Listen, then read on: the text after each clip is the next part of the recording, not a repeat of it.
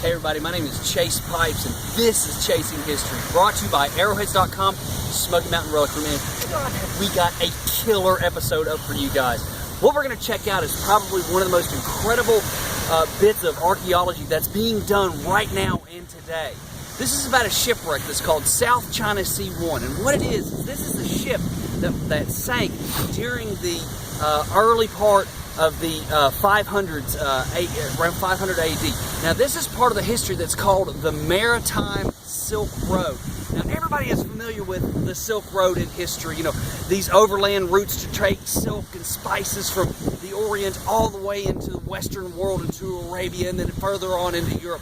But what a lot of people don't know is that there was actually a maritime Silk Road, you know, an ocean-going version of this. But so little has been known because no ships have been found, no archaeology has been done. Well, about a decade ago, a ship from this time period was actually found. And for the first time, the Chinese government did unprecedented archaeology. What they did is the coolest thing. They actually took this shipwreck out of the sea and brought it onto land in order to excavate it and understand it. So we're going to go. We don't know what we're going to expect. We don't know if we can film. I'm going to try to line up some videos. This is going to be really, really, really cool expedition. So you guys will follow me. This is going to be awesome chasing history. So come on, guys. Let's go check it out. All right, that's it. Okay, everybody, my name is Chase Pipes. You're here watching Chasing History in China. So we're in Yangjiang, and we're here probably one of the most incredible and most fascinating archaeological sites that I've ever seen in my entire life, and that is this. Come here and check this out. This is really cool.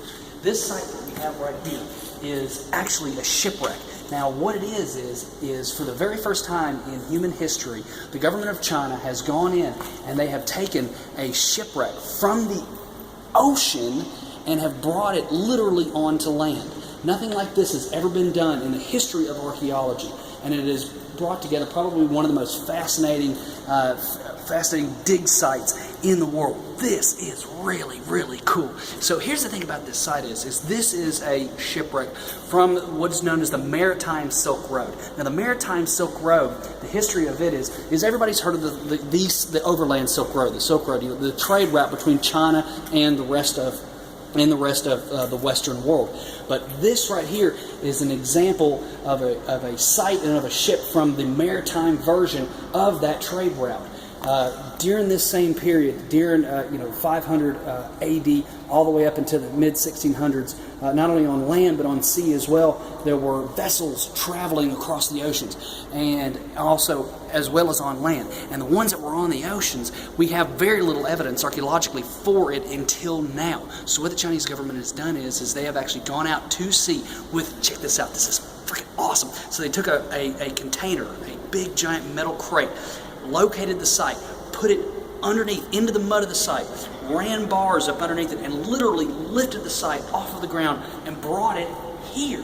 Built this museum specifically for it. And the things that they are finding is telling such an incredible history of this part of the past that we really don't know a whole lot about. It is a fascinating and awesome history. The types of archaeology that they're implying here are all experimental because this has never been done before. This is a freaking cool site and one of the coolest histories that I've ever seen.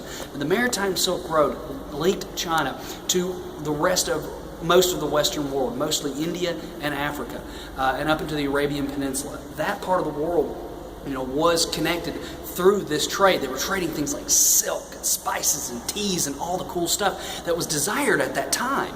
So, this is, whereas the road that we are familiar with went over land, this is the ocean version of it. And it is not a very known part of history until now. And now we have something, a site, a freaking underwater archaeological site brought on land to study, learn, and understand it. And the type of excavation that they're doing here is phenomenal. If you look down below, you can see all types of pottery and porcelain. The sea floors also was able to keep wood intact. So it's basically a snapshot of every single thing that would have been commonly traded, because this was a common trading vessel. So you get a snapshot in time of what was being brought from other countries and from other countries into China. And it's just an amazing bit of history. I mean, when I walked in and saw this, I was like, this is so freaking cool, man. So this is so incredible. I tried to line up permission to get an interview, wasn't able to do that, but I was allowed to do this. So sorry guys, this is as close as we could get. You do not understand how bad I want to like grab a trowel and go down there and dig. It would be like, it's a boat, you know? It's so cool. But the stuff that they're finding here and the archaeology that they're doing here is incredible.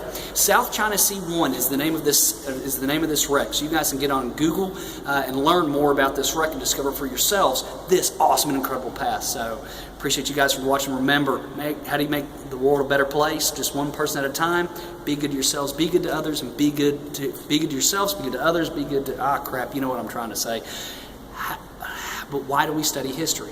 How do you know where you're going unless you know where you've been? And it's in studying and understanding the mistakes of the past that we prevent the failures of the future. I really got to work on my closing and my slogans. Anyway, China. Woohoo! Love you guys. History rocks. That was without a doubt one of the coolest places that I'd ever seen. I would have given anything to have been able to get a trowel, get in, check it out, and dig alongside with those guys. So there wasn't any archaeology going on while we were there, and there unfortunately wasn't anybody that we could talk to, and we barely were able to shoot a video. We got permission to shoot where we were, that was it. I wish I could do more, but that was as much as I could. But the history in and of itself is incredible. If you get time, get on the internet and look up South China Sea 1 and the excavation going on there, because it's incredible to imagine that mankind now has the technology to do what they've never been able to do before, and that is literally to go out there into the freaking ocean and with technology take and come out and go down onto a shipwreck site and to take a container and bring that site on land. I mean, this is what they did, guys. They found a shipwreck underwater, and it was such an incredible wreck that they tried to figure out a way to bring it on land. So what they did was they took a container ship, a big metal container ship, hollowed the bottom out of it, brought it over the shipwreck, and pushed it straight down into the sand. And they picked up the entire site and brought it onto land where they could excavate it under a controlled environment. That is incredible and unprecedented. What's amazing is the technology that they're using to preserve these artifacts. I mean, it is the latest toys and gadgets in archaeology. There are so many archaeologists that are jealous of the tools that the Chinese government has allotted to be used on this excavation. The museum that was built just for this. And all future maritime archaeology is going to be done in this method.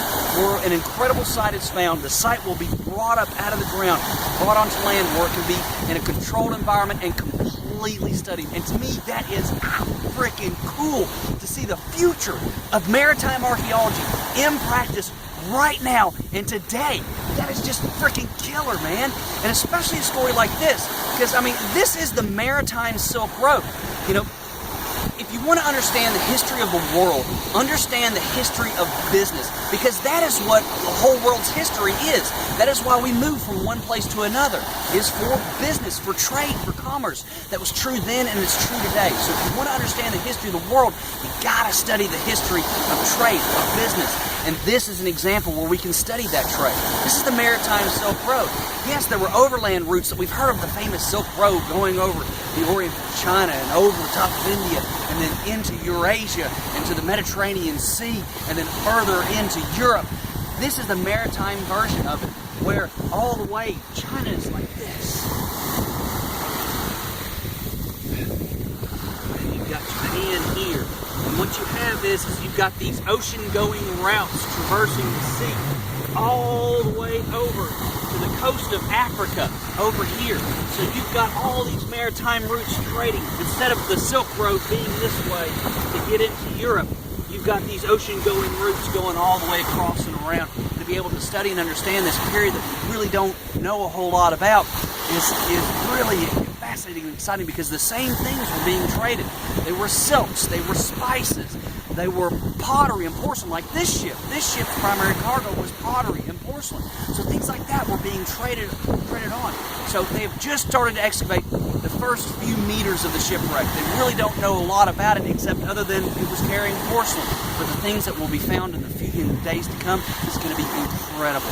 So if you get a chance, take the time and study more about the Maritime Silk Road, because it is part of a greater history. It's part of that history that bonds Asia and Europe together, the Eastern and the Western Road. It wasn't only through land, but it was also by the sea, man, and that's really cool. Another aspect of history that you wouldn't think was there, because remember, all roads lead to the sea. So, guys, thanks for watching. This has been a blast. We're here. We're on it. The South China Sea. So, chasing freaking history wherever we go. Love it. Can't stand it. Remember, make the world a better place, just one person at a time. Be good to yourselves, be good to others, and just be good people. That's the solve. How do you solve the world's problems? That's it. But how do you do that? And why do we study history? We study history because it is the most important thing to study. Because how do you know where you're going unless you know where you've been? And it's in studying and understanding the mistakes of the past that we prevent the failures of the future. And when we prevent the failures of the future, then we can all live an awesome, long life. So, thanks for watching. Got more to come. Check us out on Facebook at Chasing History and Smoky Mountain Relic Room. And always keep up with our YouTube channel, Chasing History. Because no matter where I am, whether China, the United States, Europe, or Africa, I'm chasing history, man. So this rocks. History rocks. Woohoo!